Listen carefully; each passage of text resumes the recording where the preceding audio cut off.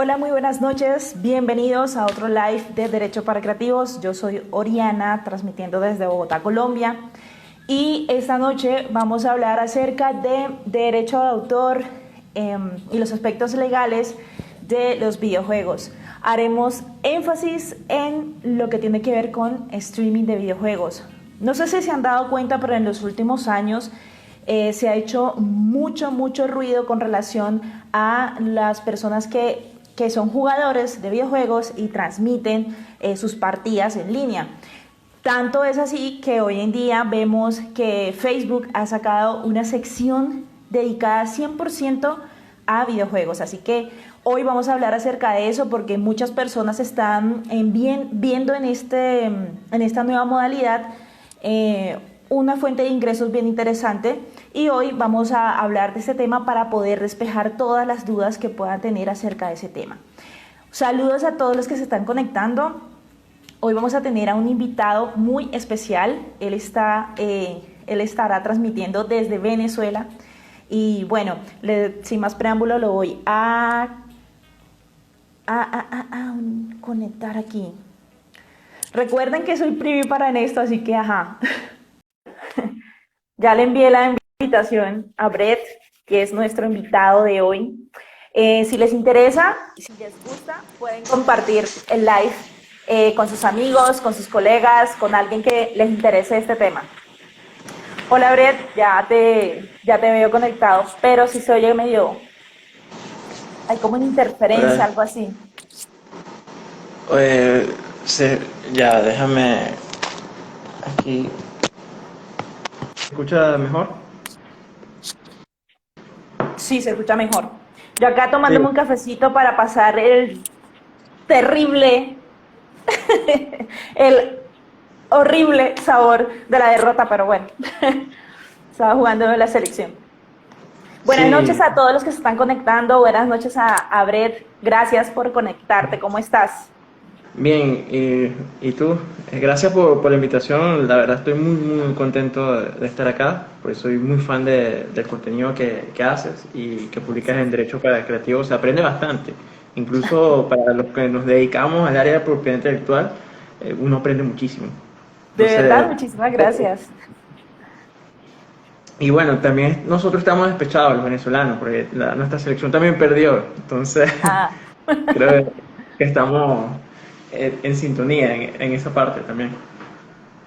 Bueno, vamos a dejar a un lado esa derrota para conversar acerca de videojuegos y eso, así se nos va a pasar un poquito esa tristeza, porque Sí, ¿qué no, sin más? duda, Lo que podemos hacer. sin duda porque soy súper fan de los videojuegos. He jugado prácticamente toda mi vida, desde que era muy pequeño, y ha formado gran parte de mi vida y es parte también de la razón por la que mi carrera como abogado la estoy llevando como para allá, hacia videojuegos, porque me gusta, me apasiona. Puedo pasar horas, fácilmente horas hablando de videojuegos.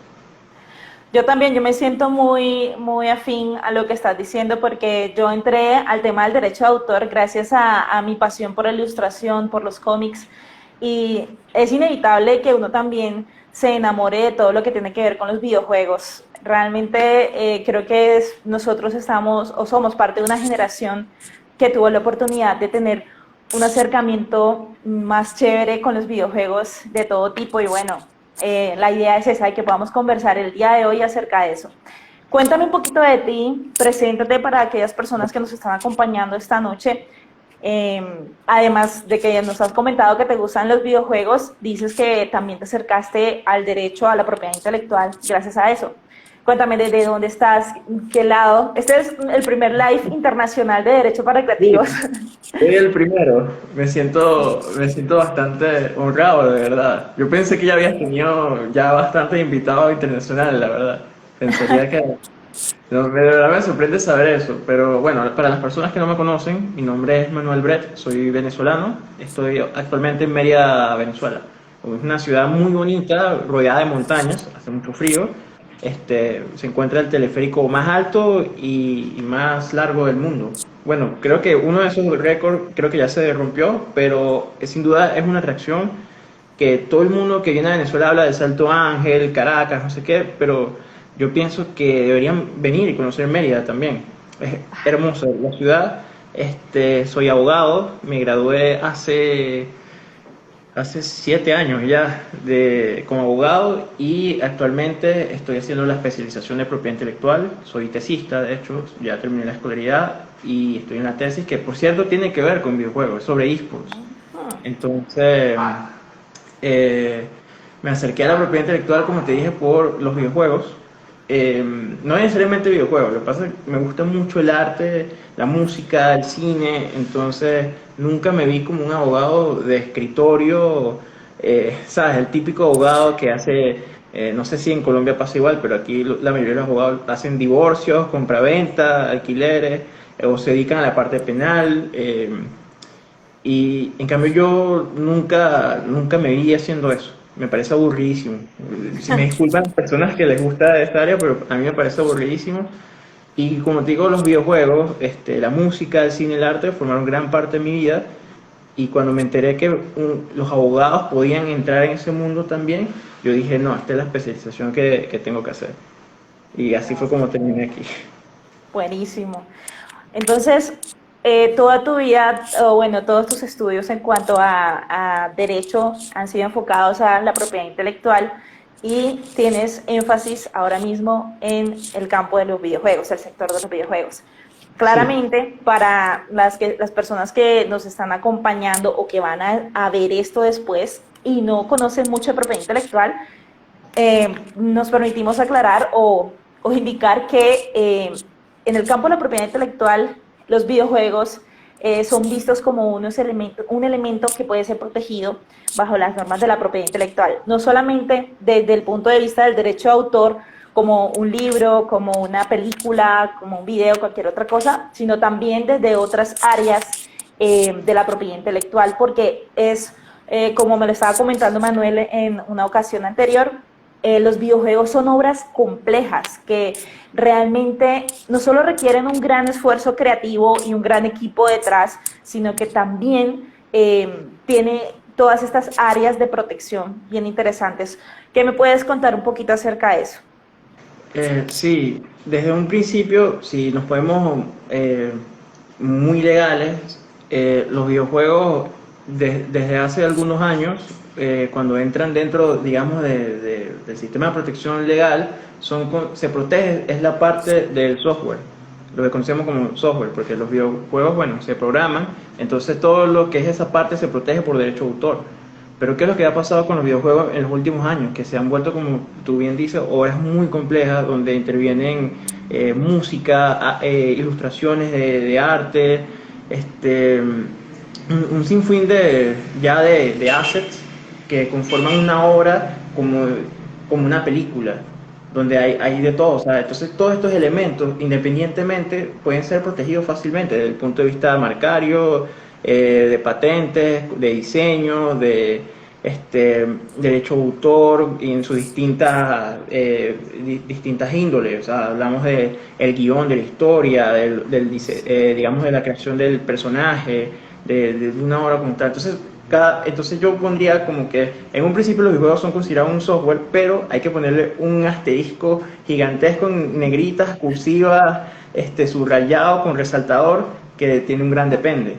Entonces, Sí. no es lo mismo, por ejemplo, hablar de cómo protegeríamos un videojuego como Candy Crush a, por ejemplo, algo muchísimo más complejo con, no sé, un videojuego que a mí diría que cumpliría así como lo más complejo desde el punto de vista de la propiedad intelectual sería algo como Death Stranding, Eso te lo iba a decir. que las personas que El no último conocen. este genio. Sí, es un videojuego donde participa Guillermo del Toro y tiene actores como Norman Reedus. Entonces ya tenemos otras cosas como derecho de imagen. Ujú. Y entonces vemos ya como un videojuego pasa de ser, ¿sabes? Jugar Pong o Pac-Man o Tetris a algo que fácilmente podría ser adaptado en una serie o una película. Fácilmente. Y también otro ejemplo que podría decir es uno que no ha salido, que es Elder Ring, que es de From Software. Y la historia del juego, el lore, como el backstory, está hecho por el mismísimo George R. R. Martin, que es el creador de Game of Thrones. Ah, Escribió ve, no me el la juego. sabía. El juego sale en enero 2022 y, y tiene esta colaboración muy interesante. Entonces ya ahí vemos todo este mundo que los videojuegos ya no son como antes, ya no son como jueguitos como tal, sino es toda una experiencia de entretenimiento que involucra, eh, ¿sabes? Un estímulo audiovisual, el tema del gameplay, que es lo que nos gusta a los gamers, pero son maravillosos. O sea, a mí me fascina, esta parte de los videojuegos es la que más me fascina por lo que te digo, porque involucra todas estas cosas. Vemos que en Far Cry está Giancarlo Despósito, que es el que hace de Gus en Breaking Bad. Son actores, Ajá, sí, actores que ya son, ¿sabes? Que reconocidos. sí, y nada, eso es lo que podría, como más o menos como abre boca de cómo se ve la perspectiva de la propiedad intelectual de los videojuegos. O sea, son obras que pueden llegar a ser muy complejas, o muy sencillas, o muy, muy, muy complejas. Claro. Como para retomar tu idea, en la creación de un videojuego participa muchísima gente, muchísimos creativos pueden ser parte de la creación de un videojuego. Pueden estar los guionistas, pueden estar los ilustradores, pueden estar animadores también, animadores de 2D, de 3D. Mejor dicho, hay una gran cantidad de personas que pueden participar, programadores. Es una muy buena oportunidad para que un creativo pueda diversificar su portafolio de servicios dentro del campo pues, del entretenimiento, del arte y la cultura. También participan otro tipo de profesionales u oficios, por ejemplo, las personas que están a cargo del marketing de estos videojuegos, las personas que se encargan de la gestión de todo esto, tratar de organizar todo este equipo tan grande que puede estar detrás.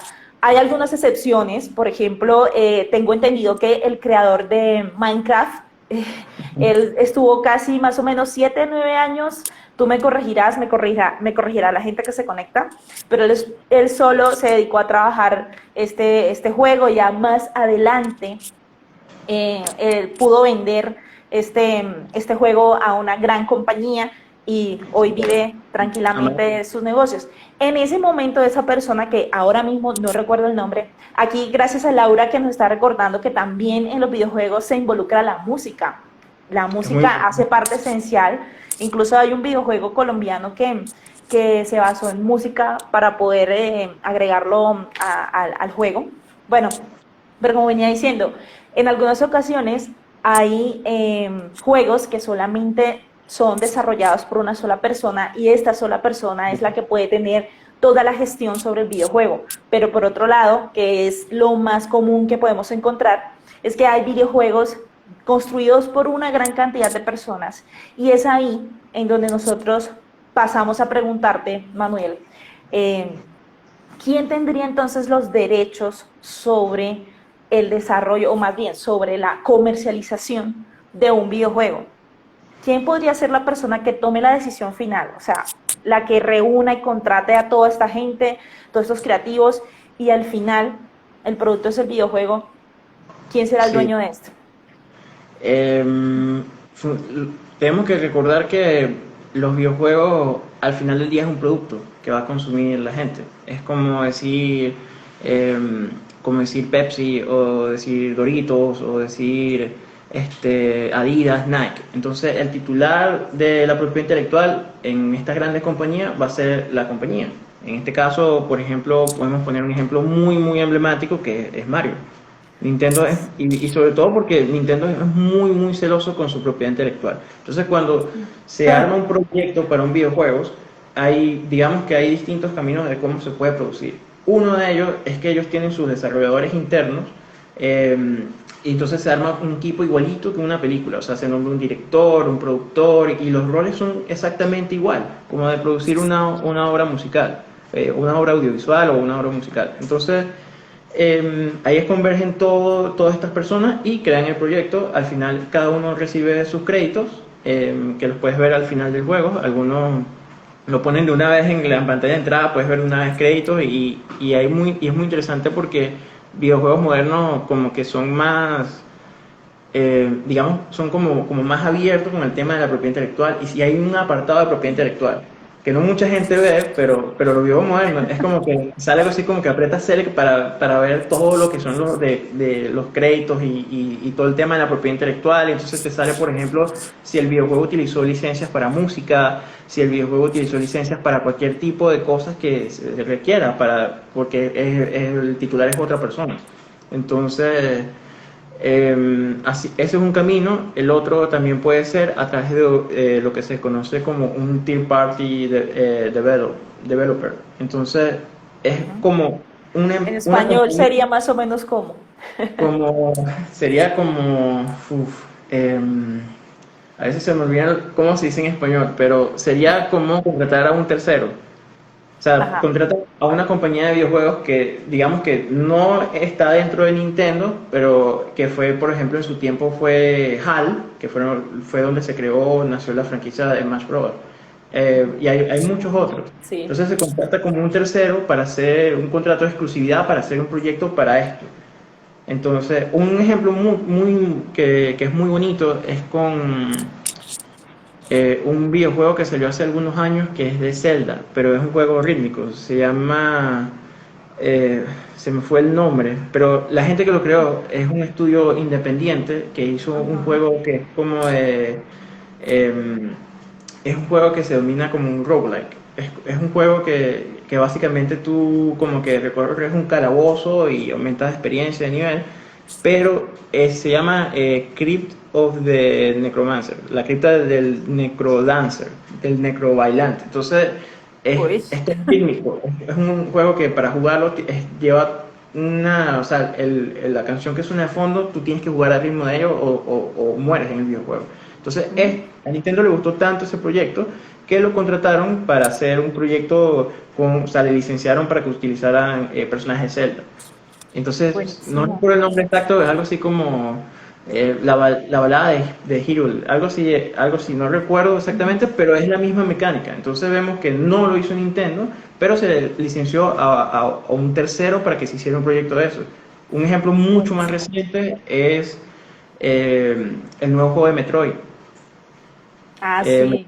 Metroid Dread lo hizo un tercero, no lo hizo Nintendo como tal, sino es una empresa aparte que ellos le dan la licencia y como que hazlo. Entonces Yo vemos creo. que Ujú. hay dos caminos, o lo haces tú o se lo dejas a un tercero. Entonces, en este tipo de relación siempre va a estar vinculado a esos contratos de obra o labor, contratos de prestación de servicio o contratos laborales, pues, propiamente dichos, en los que va a tener o se necesitará una cláusula en la que se hable acerca de la cesión de derechos sobre el material trabajado, Sí, porque sería muy complicado tener varios titulares sobre un solo producto, independientemente de todos los elementos que lo incorporen. Eso sería tremendo enredo, imagínate, uf, sería sí, muy complicado.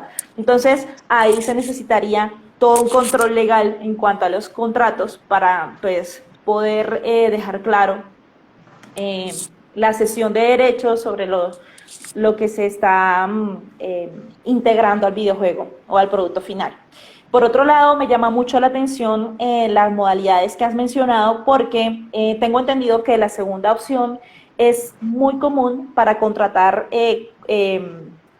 creadores de videojuegos o pequeños estudios en Latinoamérica y en otro tipo de países donde sí, no existe una empresa grande, una major del sector videojuego, pero sí existen los creativos que han estado trabajando, han estado desarrollando su talento y todo un portafolio interesante para poder llegar y ofrecer sus servicios a estas grandes compañías. Tengo sí, entendido que en España hay estudios de ese estilo que se dedican a trabajar y bueno, hay muchos beneficios para las grandes compañías en este tema, pero al mismo tiempo hay muchos riesgos para los creativos, como siempre. Y bueno, a mí me gusta hacer mella en ese tipo de cosas porque es bien sabido que en la industria de los videojuegos hay ciertas prácticas que tienden o rayan en lo antiético, que abusan mucho de los derechos de los creativos y bueno, como acá hablamos acerca de esos temas,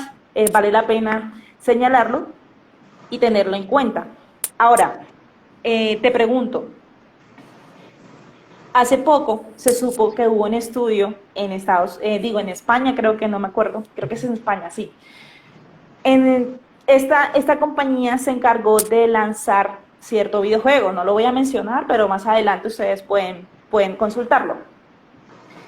Y esta empresa, al hacer el lanzamiento del videojuego, tenía su sección de los créditos y ahí no mencionó a ciertas personas, pero esas personas habían trabajado previamente en el videojuego y sus aportes aparecían en el producto final del juego. Entonces, estas personas, por medio de las redes sociales, empezaron a mencionar o a decir como que, hey, yo no aparezco en los créditos, pero sí aparece el trabajo que yo realicé. A la empresa se le consultó por qué había omitido mencionar a estas personas que sí habían trabajado en el proyecto. Y la empresa mencionó que ellos tenían una política interna en la que ellos dejaban claro que solamente se iba a acreditar a aquellas personas que quedaban trabajando hasta el final en el proyecto y que podían hacer excepciones en aquellas situaciones en las que la persona que trabajó en algún momento pero se tuvo que ir, pudo haber generado un aporte esencial al juego y que no se eliminó pues al final. ¿Eso qué quiere decir? O eso más bien, ¿por qué lo menciono? Porque tiene que ver con los derechos morales de autor y con temas en cuanto a las buenas prácticas dentro de las industrias creativas. Me gustaría saber qué opinas tú, Manuel, o qué punto de vista podrías darnos a nosotros aquí para analizar ese tema. Sí, sí conozco el caso y a mí me parece una falta gravísima de, como tú dices, los derechos morales, aunque, aunque no conlleven una connotación monetaria como tal, es muy importante que se le reconozca a la persona que hizo el esfuerzo intelectual para crear lo que sea dentro del videojuego, se le reconozca por lo menos. Eh, ya de por sí a esas personas se le pagan por sus servicios mediante contratos por encargo. Ok, eso está bien, pero es muy importante el tema de los derechos morales. Yo lo que puedo compartir con ustedes, yo estuve cerca de un contrato en un videojuego que se llama Nexomon 2, la secuela de Nexomon. Por cuestiones de la vida, mi hermano menor, él es traductor, se dedica mucho a lo que es traducir aplicaciones, este tipo de Buenísimo. trabajo. Y él fue contratado como freelancer para hacer la traducción a español de este videojuego. Entonces, cuando le dieron el trabajo y le enviaron el contrato, obviamente me buscó a mí y lo pude ver muy de cerca como estas compañías, o sea, no es, es una desarrolladora independiente, o sea, no es tan grande, digamos, como Nintendo, pero sí pude ver de cerca cómo se trabaja, o sea, qué cláusulas ponen ellos, qué les interesa a ellos como tal. Y ellos dejan muy explícitamente lo que tú mencionabas de la cesión de los derechos. Obviamente se hace muy complicado si el día de mañana una persona, o sea, la persona que hace la música o que hace el diseño de los personajes es la que tiene como que el derecho exclusivo del uso de su creación. Entonces, obviamente, como hablamos de un producto como tal, entonces se ceden todos estos derechos. Sin embargo, el crédito es muy importante, con el tema de la música, que mucha gente tiene como sus compositores de videojuegos como tal, o los mismos guionistas prestan mucha atención, o el director del videojuego, como es el caso de Hideo Kojima, que ya es un nombre y tiene un branding muy importante. Entonces, ¿qué es lo que pasa con este tipo de contratos? De que, ok, la cesión de derechos es una práctica súper normal, pero una cláusula que no había y que no estaba claro en el caso de ellos, y estoy seguro que con esta compañía en España fue muy, yo estoy seguro que fue muy parecido, es que no decía por ningún lado, te hablaban de los créditos. Solamente es como un toma y dame, como que yo te pago por esto, tú me das esto. Y dejan por un lado eso, que a mí me parece súper importantísimo, sobre todo con el tema de la traducción, que de por sí en otros ámbitos de la propiedad intelectual genera derechos conexos, por ejemplo en la traducción de libros. Entonces, en un videojuego ya, como digo, derechos conexos es ya otro tema, eso es Sí. entrar ya en otro hoyo negro, pero Sí. yo sí pedí que se hiciera una cláusula donde se pusieran el nombre de mi hermano en los créditos cuando saliera la localización, que saliera su nombre. Porque Perfecto. fue horas que sacaron. Y efectivamente su nombre está allí. Ellos le preguntaron, no tuvieron ningún tipo de objeción, fueron muy amables y dijeron como que cómo te gustaría aparecer en los créditos. Porque está el Ok. tema de que hay mucha gente que usa, antes se veía más en los videojuegos y voy a botar la cédula con esto, pero en los juegos de NES y de SNES, de Nintendo y Super Nintendo, Super era Nintendo. muy común que en los créditos tuviera nombres extraños, que eran seudónimos, son seudónimos. Uno de los más Sí. famosos para mí, porque marcó mucho mi infancia, es el de Keiji Inafune, que fue el creador de Mega Man, una franquicia que me encanta de Capcom, Hmm. y él aparecía como con un seudónimo que ahorita no recuerdo bien, pero que no es su nombre. Entonces, aunque en la industria de los videojuegos estas prácticas son muy comunes, de contratar freelancers, Sí. de acudir a terceros para una específica tarea, o incluso en la misma casa, es muy importante que se reconozca estos derechos morales. Es súper, súper importantísimo y me parece clave. Me parece muy, muy, muy clave. Sí, es importante. Hay que tener en cuenta también que tal vez esa empresa, al ser norteamericana, pues de otro país, en algunos países no tienen como que esa, no sé, como que ese interés en los derechos morales. No sé cómo Sí, explicártelo ahora mismo, como que hacerlo no legal, pero ellos, sí, por ejemplo, en el para su derecho. legislación. Sí, Sí, disculpa. Lo que pasa es que, por ejemplo, en el derecho anglosajón, lo que se conoce aquí en Latinoamérica como derecho de autor es como que todo lo engloban en el tema, o sea, como copyright.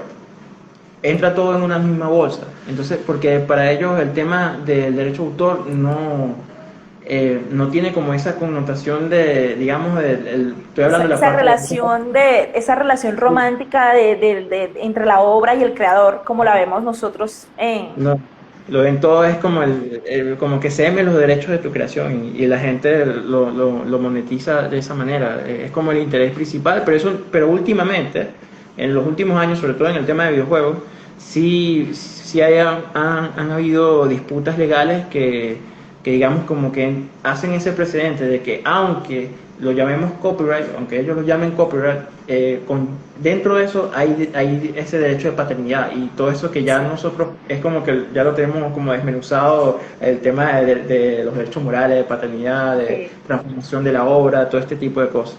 Es muy interesante, muy, muy interesante. sí.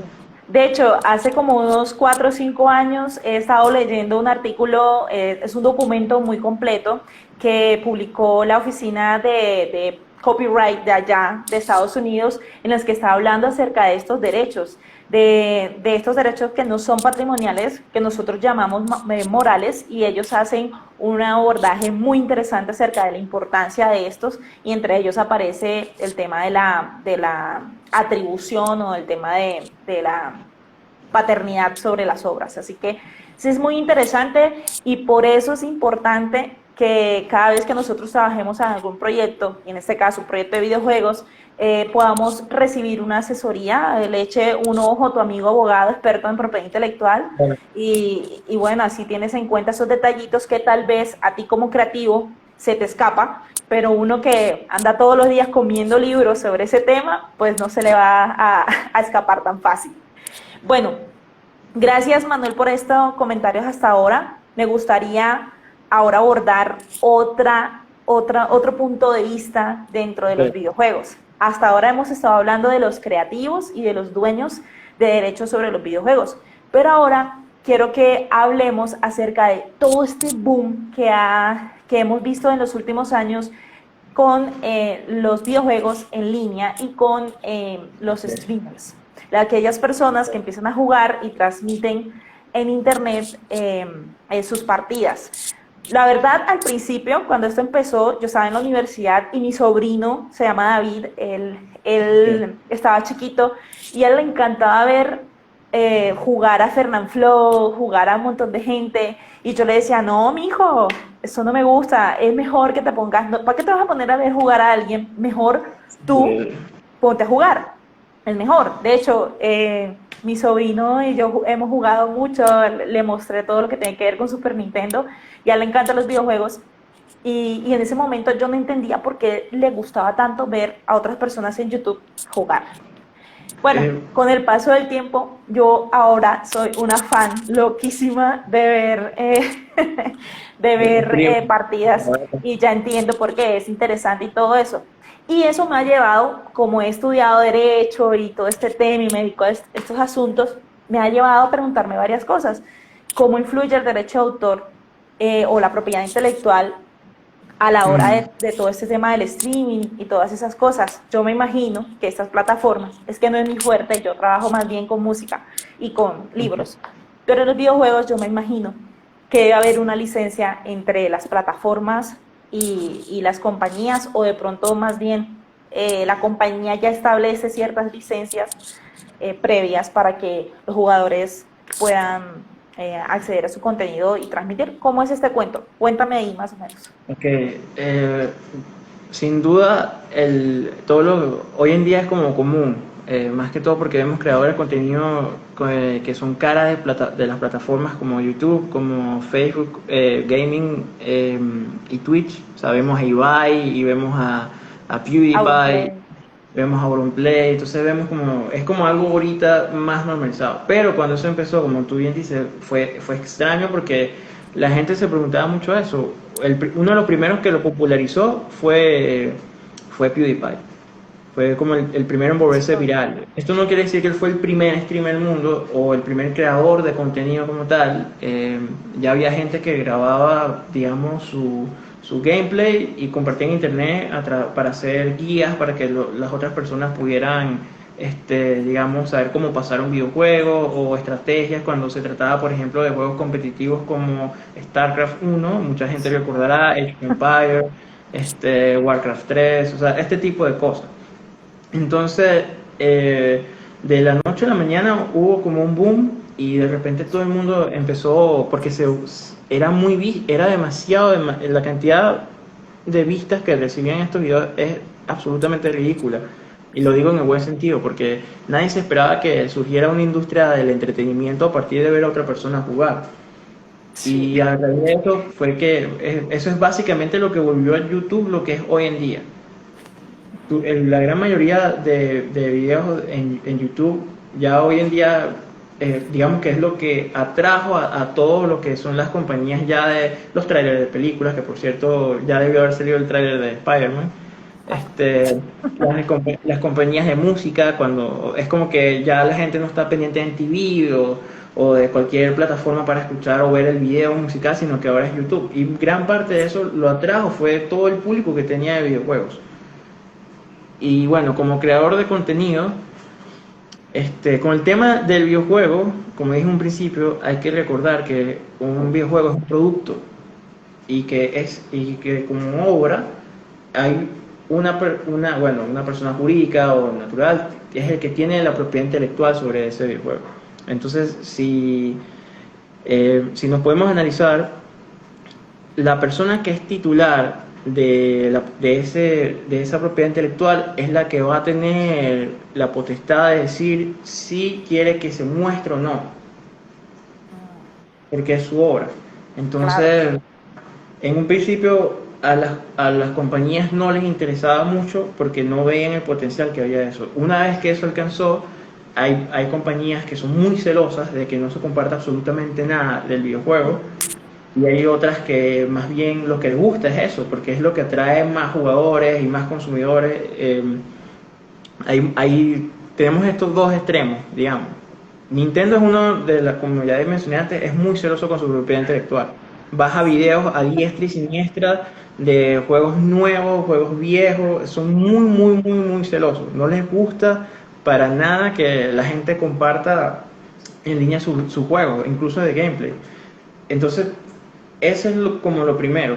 Por más original que sea tu reacción, tu contenido, al final del día estás utilizando propiedad intelectual de otra persona. Una persona, o sea, digo persona en el sentido general, o sea, me puedo referir a una compañía o de un desarrollador independiente. Ajá. Él al final del día él va a tener ese derecho de decir, yo no quiero que que mi videojuego esté en internet, que la gente esté compartiendo videos, no sé qué, tal. Y el otro extremo es que son súper permisivos y es como que apoyan a estos creadores de contenido porque es lo que le da como publicidad, por llamarlo de alguna manera. Ahora bien, el creador de contenido, eh, digamos que tiene todo, tiene luz verde, no le dan copy strike ni nada, y él puede hacer el contenido a raíz de jugando cualquier tipo de videojuego. Ya ahí su contenido va a tener su derecho como creador. O sea, no solamente el derecho de imagen o una marca, si lo tiene, que muchos creadores de contenidos lo tienen, pero sí su contenido va a estar ligado al derecho de autor, como material audiovisual. No quiero entrar muy adentro de eso porque es un tema bastante debatible de qué tan original tiene que ser, digamos, un streamer o un creador de contenido para que diga, esto tiene que ser protegido. Entonces, ¿qué es lo que pasa? Algo que es muy común hoy en día son los clips de feeds de Twitch o cosas así donde vemos que hay recopilaciones de las reacciones de otras personas, ya sea con un videojuego, cosas que pasan en un streaming como tal, porque hoy en día el streaming es tan general, tan abierto, de que hay público para todo y no todo se trata de videojuegos. Entonces, muchos de estos streamers demandan o envían cease and desist a estos canales como de recopilación porque están utilizando sin autorización una grabación que hubo en un streaming, y tienen toda la razón.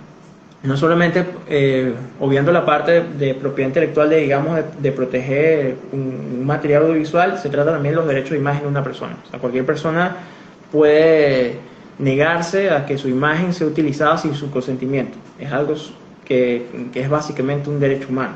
Entonces, sí, claro.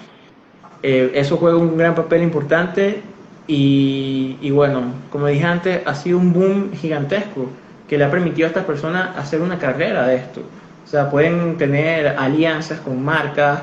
El caso, por lo menos, soy súper fan, es de Ibai, porque Ibai salió, ¿sabes? Es un chico que empezó haciendo videos en internet y de repente estaba haciendo caster de League of Legends, de esports, que vamos a tocar ese tema más adelante.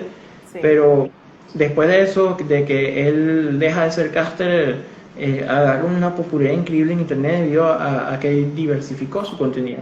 Hoy en día lo ve muchísima gente y ha hecho cosas increíbles, como por ejemplo, la gente que no sabe, es la primera persona que mostró a Messi en Twitch. Sí. Y no solamente, sino el Mundial de Globos también es idea de él y Gerard Piqué. El Mundial de Globos, sí. Entonces, digamos que su podcast o su programa como entrevista recibe una atención tremenda, que tiene invitados como futbolistas que normalmente no conceden entrevistas. Sí. Entonces está una lista. Sí, Messi, está el Kun, está Dybala, está Sergio Ramos, Gerard Piqué, Ed Sheeran también apareció allí, últimamente también músicos del género urbano también se suman a esto. Entonces, eso es como el sueño de cualquier creador de contenido, llegar a ese nivel de Ibai, o de, por ejemplo, uno que es venezolano, que es bastante conocido, que es Dross. En Latinoamérica todo el mundo conoce a Dross y es totalmente, es venezolano totalmente, y aquí la gente está súper orgullosa de él. Y también empezó así, él empezó haciendo gameplays. ¿En serio? Yo no sabía. Él no empezó haciendo historias de terror por las que él se volvió más conocido. Él empezó haciendo gameplays. Y él tenía como un gag de que se molestaba, hacía mucho rage jugando. Y es todo dentro del personaje de Dross. Mucha gente piensa que es real, pero no, era todo en pro de la comedia. O sea, pero de repente, no sé, dijo un día voy a hacer, qué sé yo, un top de terror, y fue como lo que más pegó.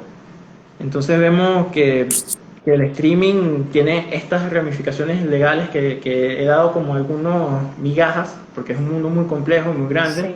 Y es algo que hay que prestarle mucha atención, pero vemos cómo le abre las puertas a un montón de creativos que pueden ganarse la vida, pueden tener una carrera de eso. Hoy en día yo creo que le preguntan a los niños que quieren ser cuando sean grandes, y no todos van a decir abogados como nosotros, van a decir quiero ser como Ibai, quiero ser como Sí. PewDiePie, quiero ser como Dross. Porque o sea, ven una oportunidad maravillosa de poder vivir haciendo lo que les gusta. Sí, eso es verdad. Desde el plano del desarrollo de las plataformas como por ejemplo Facebook, YouTube o Twitch, es muy interesante ver que han trabajado muchísimo para que pueda ser rentable tanto para ellos como para los creadores o digo, los gamers que empiezan a hacer streaming. Eh, y me llama la atención porque quiero mencionar como que todo el desarrollo que ha generado esto, incluyendo a aquellos que han tratado salir adelante, porque es que no es una cosa fácil, No, no, tanto del lado del gamer como del lado de las plataformas. Si mal no recuerdo, no recuerdo si fue Microsoft sí que sacó Mixer o quién fue que sacó Mixer. sí, Mixer, es de Microsoft, Sí, que Mixer, Mixer murió el ficharon, año pasado, ¿no? sí, ellos ficharon a Ninja, Ya. porque el problema, puedo hablar un poquito de como el tema de lo de que es la monetización de un streaming, de cómo es que Exacto. se hace y por qué hacen tanto dinero, cómo se A hace. eso iba, exacto, me encanta, coméntalo. Este, la monetización va a depender de la plataforma. El modelo que tiene, por ejemplo, YouTube es muy diferente al que tiene Twitch. Y es muy diferente al que tiene Facebook Gaming y era muy Total. diferente al que tiene Mixer. Pero cómo funciona, por ejemplo, vamos a hablar de YouTube, que es un poquito más fácil de explicar porque la gente está como más familiarizada con la plataforma. Sí. YouTube monetiza tus videos porque ellos introducen ads.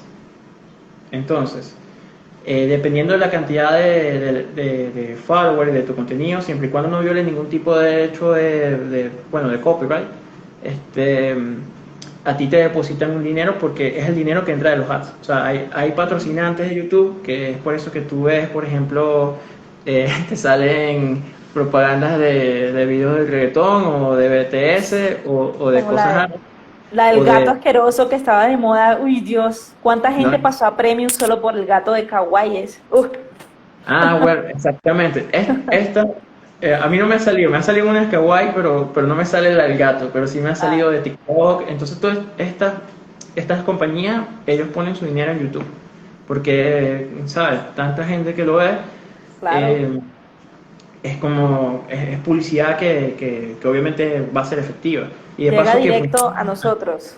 Sí, de paso que funciona con el algoritmo, o sea, a mí no me aparece la misma publicidad que a ti, porque el algoritmo es tan inteligente que sabe más de ti que tú mismo, o sea, te conoce todo, sabes, tu más oscuro deseo, entonces por eso es que la gente cuando de repente tiene ganas de que quiero viajar y no sé qué y tal, te van a aparecer propagandas de publicidad, bueno, propaganda no se usa, pero publicidad de vuelos y hoteles y no sé qué. Es muy inteligente, entonces, bueno, este dinero se paga por reproducción. O sea, por cada vez que se reproduzca el ad, por lo menos 5 segundos. Por eso es que te sale el skip después de los 5 segundos. Ujú. Porque si no, no cobraría la publicidad. Es como, digamos, que es el contrato que tienen con YouTube.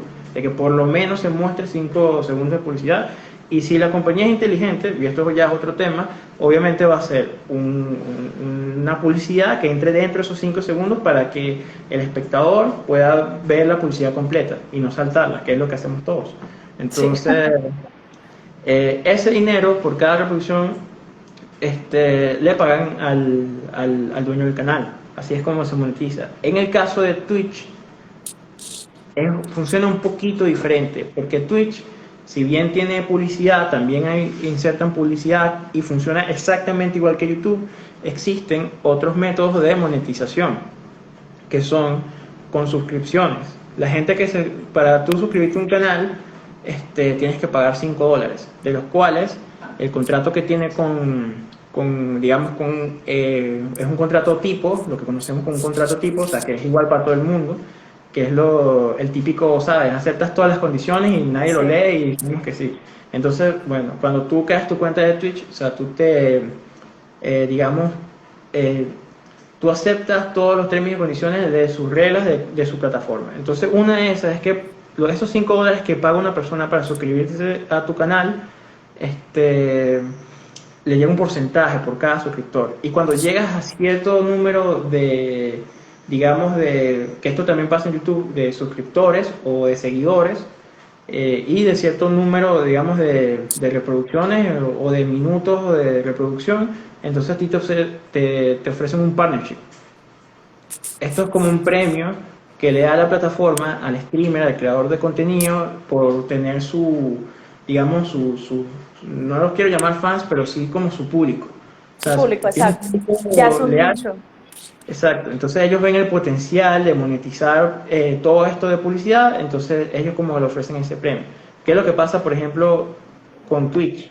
Que fue donde se volvió más común este tema de la monetización, digamos, eh, monstruosa que se vio en los leaks, esto de cuánto gana un streamer, que también no solamente es el tema de las suscripciones, sino que está el tema de las donaciones. La Ujú. mayoría de la gente que hace streaming empieza como si fuese un hobby y Sí. tienen un trabajo aparte. Otros que se dediquen ya full tiempo porque la gente es tan leal y saben que esta persona está haciendo un esfuerzo tremendo para entretenerlos, entonces ellos tienen links de PayPal para que les donen. Entonces el gancho ahora en streaming, que digamos es como lo más común de cómo funciona la dinámica, es que la gente dona para que su voz sea escuchada en el streaming, como para interactuar más directamente con el creador de contenido. Entonces, las donaciones, ellos tienen diferentes tipos de tiers, de si donas $1, te aparece no sé qué, si donas $5, aparece, es como que es diferente la dinámica, aparecen GIFs, Claro. una música Mientras distinta. más, mientras más pagues, pues el beneficio es distinto e incluso es mayor.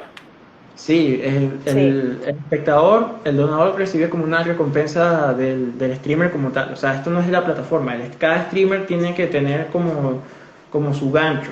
Entonces hay Así gente que es. dice, si llego por ejemplo a 100 subs, voy a hacer, qué sé yo, voy a jugar con mis seguidores. O voy a hacer, qué sé yo, ponen como un premio, ponen metas. Y eso es lo Sí. que engancha al público. Entonces es una manera de ellos como que incentivar a la gente que donen para que ellos puedan seguir produciendo contenido y vivir de esto. Y, y bueno, los streamers más famosos vemos que ganan muchísimo dinero, porque la gente está constantemente donando porque les gusta el stream, porque se ríen, porque se divierten. Eh, Hay gente incluso que no hay como un techo como tal. O sea, de hecho no hay ningún techo. O sea, la gente, si alguien, digamos, le provoca, puede donar $1000 de golpe al streamer. Y es tanto así que, por ejemplo, han habido casos de streamers que han tenido que poner un tope. Porque digamos que ya es demasiado y también ellos hablan un poco de lo que es la culpa de que una persona esté invirtiendo su dinero en ti. O sea, tanto dinero sí. O sea, porque es como que si te Sí. donan lo mismo que un café, es como que ¿sabes? Es como que no pasa nada. Es como una propina. Pero ya cuando llega a cantidades exorbitantes, que han habido casos, sobre todo hubo una época donde en Twitch se popularizó lo que era estafas así de personas que donaban que si $10,000, pero entonces retiraban la transacción de PayPal. Ah. Entonces la persona, el streamer, entonces perdía eso, se los terminaba cobrando PayPal. Y Ah, perdían sí. como los 10,000 que le donaban, más como una penalización por la disputa que el donador hacía en PayPal. Ujú. Entonces también es una manera de protegerse. Hay muchos pros y contras de hacer streaming. Puedes ser como o sea, puedes pegarla durísimo con Ibai y ser súper exitoso y hay otras historias de streamers que han quedado arruinados por este tipo de cosas y se ven con digamos, con el lado oscuro de lo que es el streaming. Que bueno, que está este tema monetario y también está el tema del copyright, que muchos no pueden, digamos, hacer contenido consistentemente porque se meten en problemas por haber puesto una música de fondo. Está el tema también de las políticas de la plataforma de no mostrar cierto tipo de contenido, por ejemplo, que contenido que sea solamente para adultos o que sea muy ofensivo. Twitch en los últimos años cada vez sus políticas son más rigurosas con lo que puedes mostrar y hacer en stream. Por ejemplo, antes podía, por lo menos los hombres podían hacer streaming sin franela, ya no se puede. Claro. Antes podía beber alcohol en stream, ahora es muy reducido. O sea, ya no puedes mostrar a la gente fumando, o sea, no puedes mostrar a nadie así bastante ebrio. Las mujeres ahora tienen que ser como más recatadas con su outfit, con lo que usan en stream. Algo cool de Twitch son el tema de los emoticones. Hay como emoticones que todo el mundo puede utilizar, pero por Hay desgracia, otros que sí.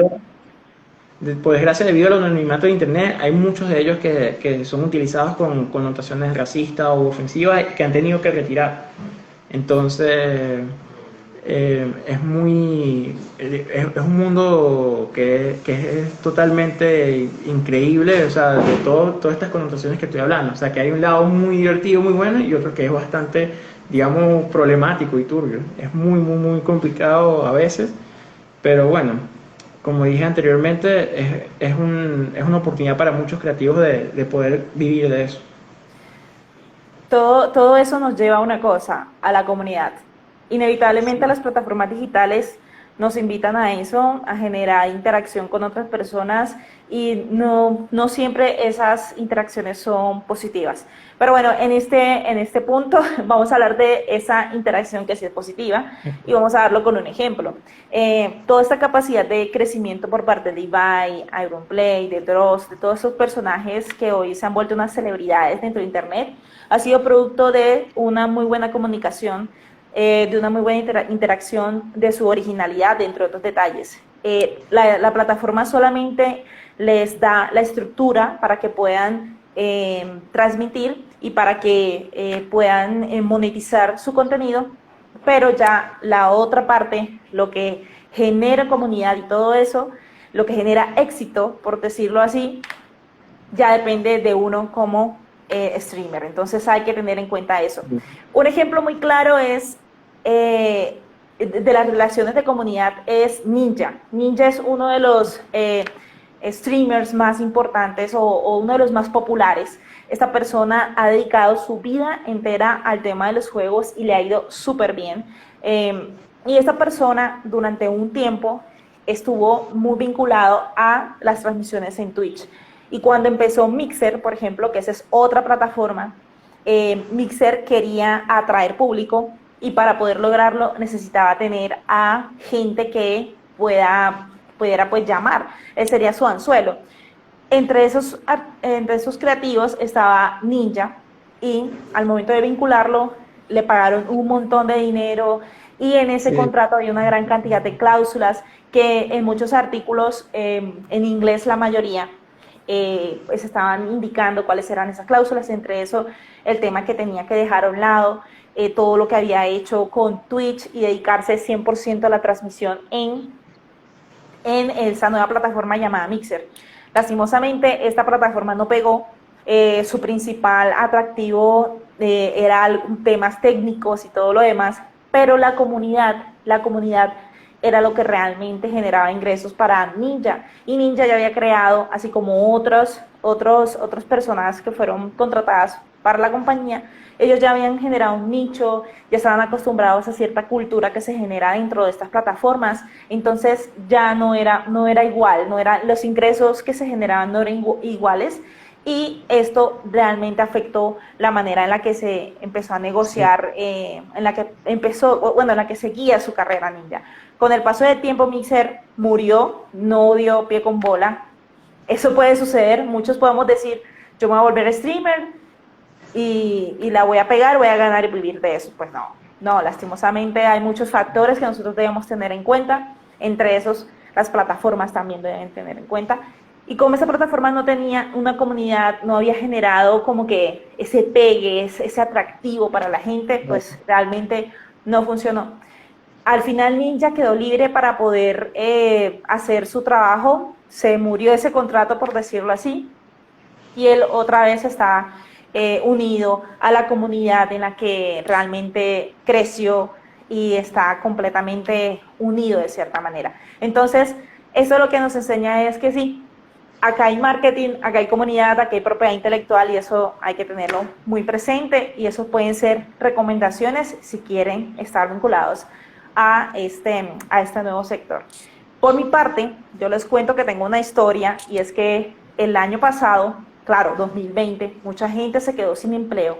Algunas personas conocidas, cercanas a mí, empezaron a hacer todo esto de transmitir sus partidas en internet y me pidieron el favor de acompañarlos en la construcción de su proyecto. Entonces, acá les cuento más o menos cómo fue la historia. Es muy interesante porque esta persona hizo una inversión en todo, su celular, su set de grabación, el computador, incluso el internet. Eso fue una inversión bien interesante, bien grande para que pueda tener la mejor calidad a la hora de hacer sus partidas. Y luego empezó a analizar en dónde iba a hacer el lanzamiento, si lo iba a hacer por YouTube, si lo iba a hacer por Twitch o si lo iba a hacer por otras, como ahora está Facebook Gaming. Esta persona optó por ir por Facebook Gaming y empezó a hacer sus transmisiones allá, pensó que era mucho más fácil. ¿Por qué? Porque acá en Latinoamérica no hay muchos streamers que uno diga, uy, este es el más top de todos, el Ibai de Facebook Gaming. Hay una oportunidad de crecimiento ahí. Hay algunos que ya están consolidados y están generando ingresos, también hay un plan de socios que creó Facebook Gaming, pero a términos generales, Facebook Gaming te da la oportunidad de crecer mucho más rápido y de pronto de acceder a esas cosas si haces su trabajo bien. En cambio, en Twitch, esta persona consideró que en esos momentos no era conveniente para ella, sobre todo porque, bueno, ahí uno también debe tener en cuenta otros detalles, como por ejemplo, dónde puedes conseguir mejor público, si eres mujer, si eres hombre, si tienes X o Y edad. Entonces, todo eso se tiene que tener en cuenta a la hora de crear un proyecto como este. Sobre Resulta, todo el sí, streaming, que es muy extremadamente competitivo hoy en día. Entonces, atraer al público es algo que cada vez es más difícil, porque cada vez salen más streamers. sí, Entonces, muchos de ellos yo creo, porque también me ha tocado asesorar a algunos, y una de las cosas que ellos tienen que lidiar más es con el tema de hacer streaming para 0 personas. O sea, sí, que no hay nadie viendo y es algo en directo. Entonces se suelen desmotivar muy rápido. es Como- duro. es duro. Pero De continúa. hecho, nosotros también, por lo menos acá streaming, hablar sobre derecho de autor en Instagram también es Sí, pesado. De hecho, antes de este streaming estaba viendo que una artista vallenata acá en Colombia tenía 11.000 seguidores, 11.000 espectadores, viendo cómo tomaba trago y peleaba. En cambio, uno que habla acerca de unos temas muy académicos, muy ñoños, pues obviamente no va a atraer, no va a ser.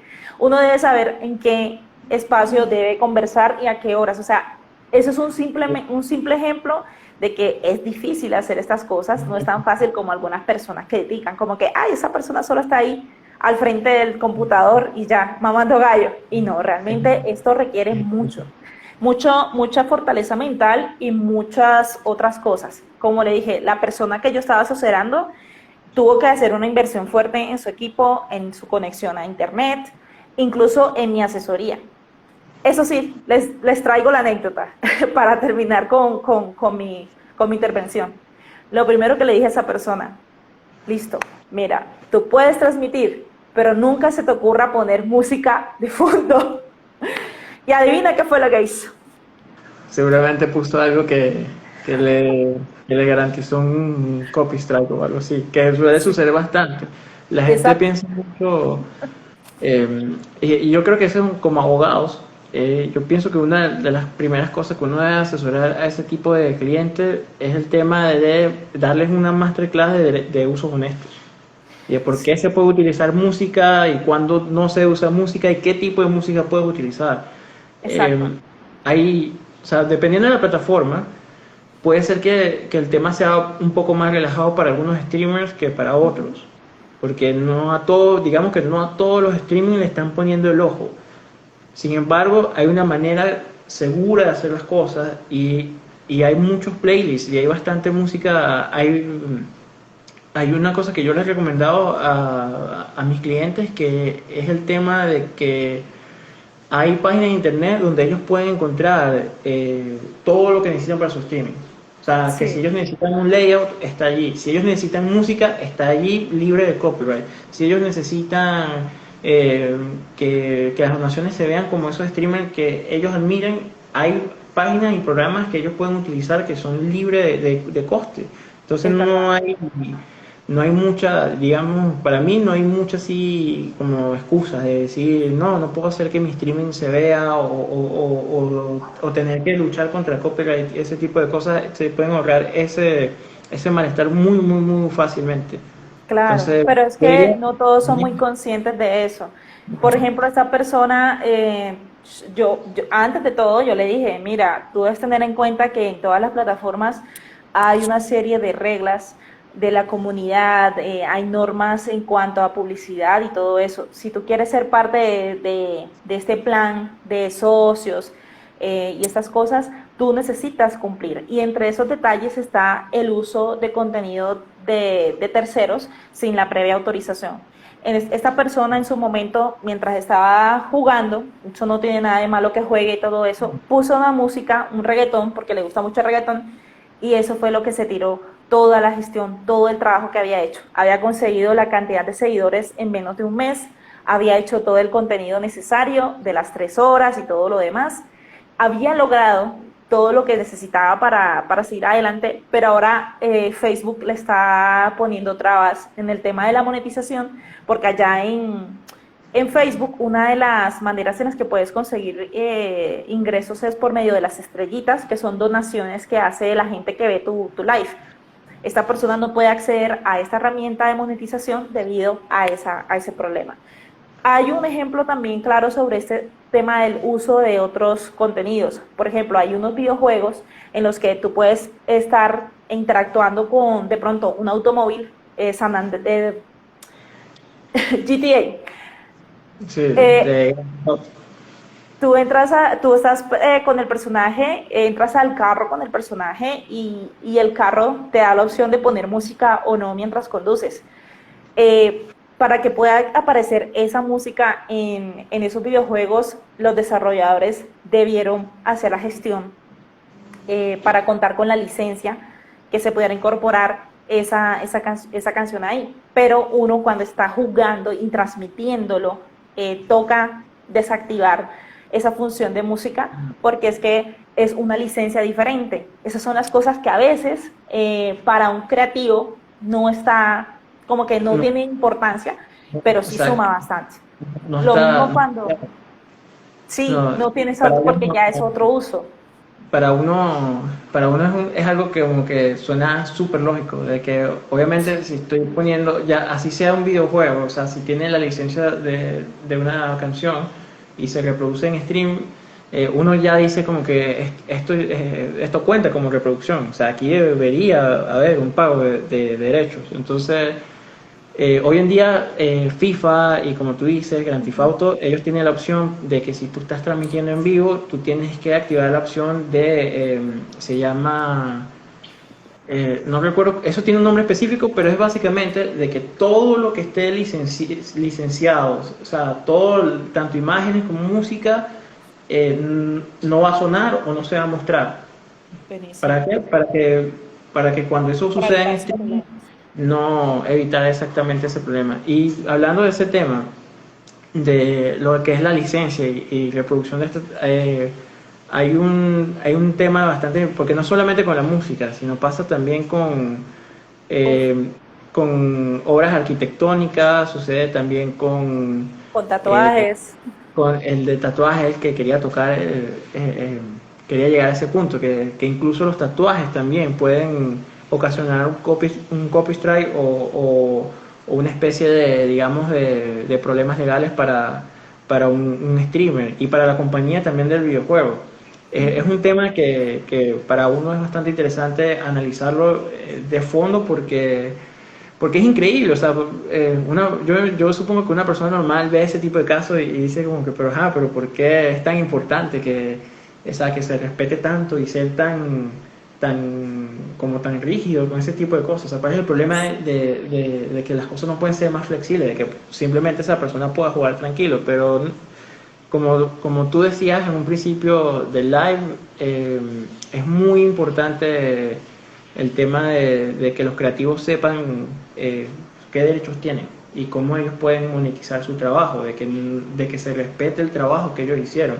Va por ahí. Entonces, es un tema súper, o sea, esto da para ahora, es súper denso Sí, y hay exacto.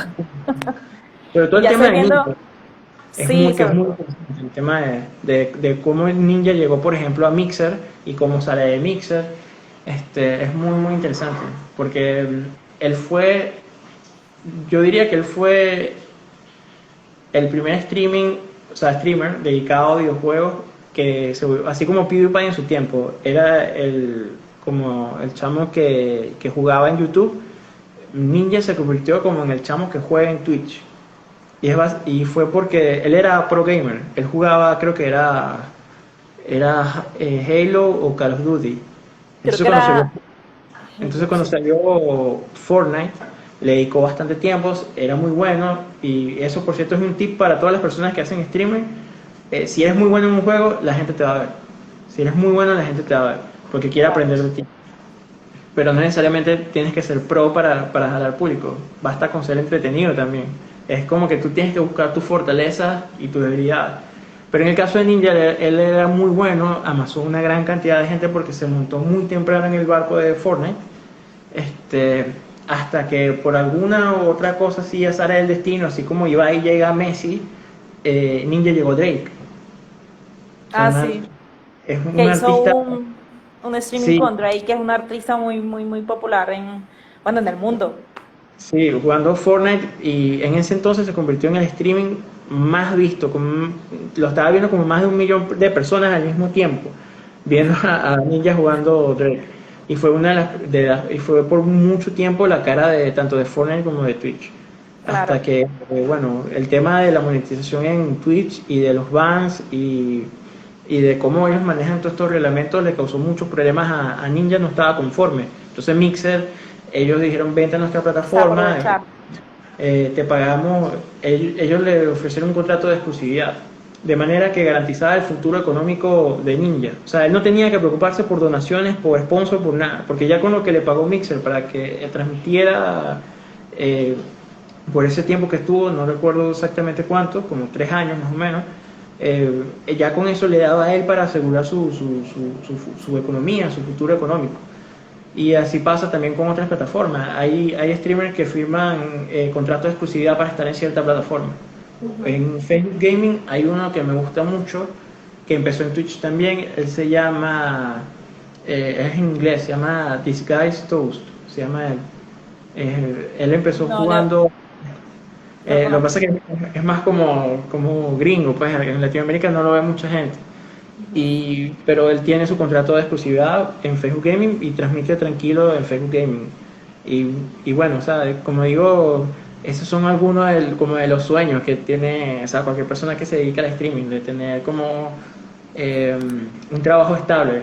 Porque eso sí hay que decirlo, que ser streaming es, a pesar de todas las dificultades, también hay que sumarle a eso de que no es al principio, si no tienes tu nicho, tu público, es muy inestable económicamente, es bastante inestable. Es algo que tienes donde interviene, como tú dices, o sea, hay una inversión Sí, bastante importante de equipo, de hacer tu contenido y un poquito de suerte.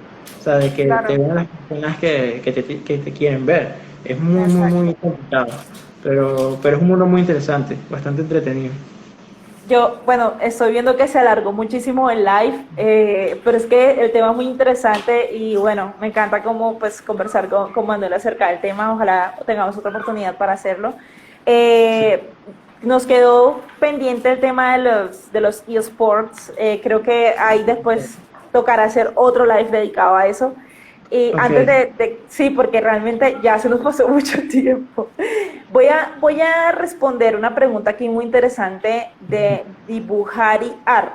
Saludos, que sí, siempre anda súper atenta o atenta a lo que compartimos por acá. Aquí pregunta, en Colombia, ¿a quién recurrimos en caso de derechos sobre un videojuego? ¿Con quién se registra? Bueno, vamos a hacer la dinámica. Yo respondo desde el lado colombiano y tú pues nos cuentas cómo se hace en Venezuela. ok, Acá en Colombia, como los videojuegos se reconocen como obra protegida por el derecho de autor, puedes hacer el registro del videojuego ante la Dirección Nacional de Derecho de Autor, como cualquier otro contenido, como libros, como una película, como cualquier otro, como una ilustración. Solo que en esta plataforma de la Dirección Nacional de Derecho de Autor te va a indicar la parte de software. Ahí tú podrías utilizar esta opción para registrarlo. Ahora, cuéntanos, Manuel, en Venezuela, si hay una persona, un desarrollador de videojuegos que quiera registrar, ¿cómo se hace allá?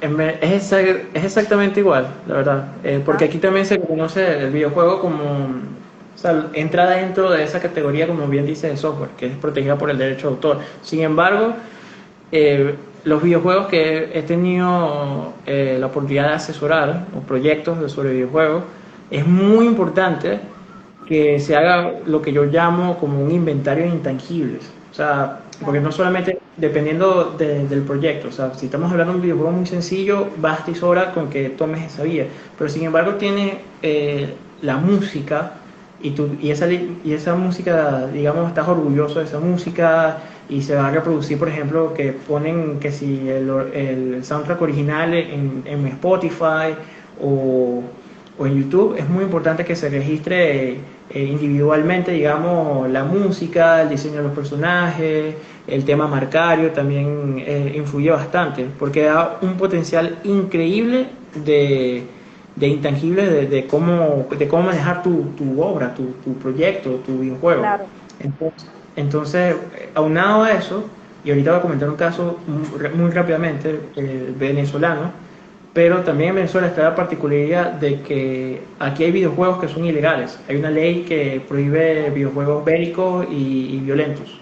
Entonces, por ejemplo, no se puede hacer cualquier videojuego en Venezuela. Es una ley que está como de 2010 2009 aproximadamente, 2009-2010, porque apareció un videojuego que se llama Mercenarios 2, donde había una misión donde, bueno, básicamente la historia del juego era derrocar el gobierno venezolano. Sí, me Entonces, acuerdo de ese juego. entonces la gente, entonces el Ah, gobierno de Venezuela dictó una ley porque le molestó eso. Lo más irónico del caso es que dentro de la trama del juego, a pesar de que sí es una misión, el protagonista al final se pone de parte del gobierno venezolano porque resulta ser que era como un complot así, una conspiración de la CIA como para engañar a la gente. Entonces al final hay una dedicatoria de que viva el gobierno venezolano. O ¿qué? sea, al final le tiraron flores. Y Qué terminaron, curioso. sí, terminaron haciendo una ley que se ha utilizado. O sea, bueno, hay solamente un caso conocido de un desarrollador de videojuego que sí fue a la cárcel por el tema, porque creó un videojuego que consideraron violento. Entonces, eso es un punto que sí debe tener en cuenta, por ejemplo, aquí en Venezuela, o la gente que, por ejemplo, quiere entrar en el mercado venezolano, tiene que tomar eso en cuenta. Y bueno, rápidamente, Wow. hay un juego que fue hecho por venezolanos, por dos. Ellos tienen una compañía que se llama Sukeban Games y ellos hicieron un juego que se llama Valhalla, pero está todo escrito así como extraño, o sea, es como VA1HA11. O sea, es un poquito complicado de decir cómo es exactamente, pero se busca Valhalla y es un juego donde eres un bartender. Es como una novela gráfica y está muy inspirado el arte en anime de 80 y 90, y tiene excelente música. Y el juego pegó bastante bien en Steam, al punto de que el juego le hicieron un port en PlayStation 4, para Nintendo Switch también. Incluso a los desarrolladores del juego los invitaron a Japón para traducir el juego a japonés. Qué genial. Entonces, eso que fue hecho aquí en Venezuela. Y, y es tanto así que hay un juego japonés, es un gacha, que es un juego para celulares donde se coleccionan personajes, por llamarlo de una manera más simple, que se llama Girls Frontline.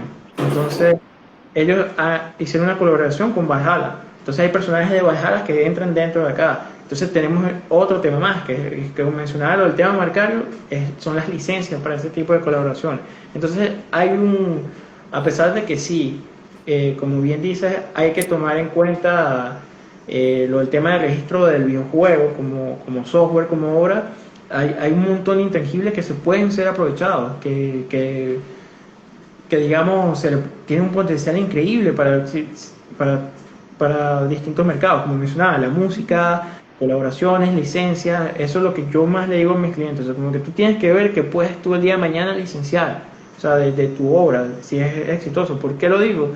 Porque Valhalla es un ejemplo muy pequeño, porque o sea, al final del día somos un país que cuando se habla de videojuegos nadie va a pensar en Venezuela, pero incluso hay proyectos así interesantes.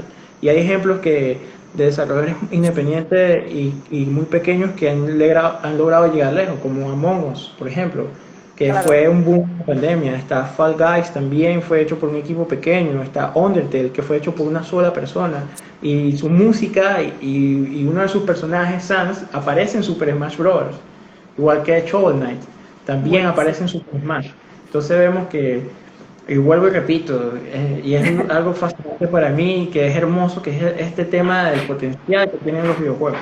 O sea, no Total. hablamos de solamente un jueguito y ya, sino hablamos ya de todo lo que tiene, todo lo que tiene para ofrecer. Pues más allá del gameplay, estamos hablando de una forma de entretenimiento bastante completa y que no parece detenerse, que más bien sigue Exacto. creciendo. Eso va a seguir creciendo y nosotros debemos también estar metidos en esa ola de crecimiento porque nuestros hijos pueden, ojalá tuviera yo hijos, pero nuestros hijos no van a poder estar beneficiados de eso, nuestros, no sé, las próximas generaciones. Y nada, es importante reconocer que detrás de todo este trabajo creativo debe haber una muy buena gestión en la que el derecho de autor cumple un papel fundamental y por eso no hay que dejarlo al azar. Muchísimas gracias, Manuel, por acompañarnos. También muchísimas gracias a todas las personas que se conectaron esta noche y gracias a todas las personas que van a ver este video cuando ya esté alojado en el perfil. Nos estaremos viendo en una próxima ocasión y pues ojalá podamos contar contigo, Manuel, en una próxima oportunidad. Saludos y Sí, que pases una excelente noche. igualmente. Gracias. Bye. Bien, los invito a que salgan porque yo me demoro para cerrar acá. Chao, chao.